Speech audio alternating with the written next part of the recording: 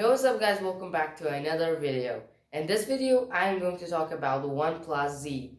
So before I start the video, make sure to subscribe, press the notification bell, and then also press the like button. So now let's get started. Yeah, OnePlus Z. It will be released on July 2020, and this phone is different from the other phone like the OnePlus 8 Pro and 8. Back of the phone is like the which I have the A7 2018. It shapes like that, but it is not like this. But because the back is a dual camera setup, one flashlight and no other thing. So just back of this phone is like that. The screen is full screen, not like the A7 2018. And this phone is 2020, so it will be different from the 2018's phones.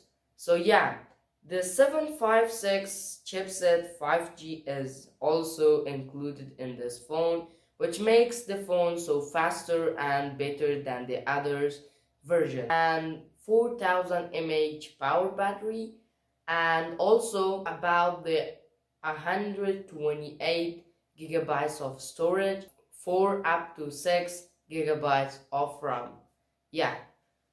So the OnePlus Z is the phone which will be the best phone of the OnePlus, and the July it said, but I have seen a image and picture which was the man has hands on the OnePlus Z.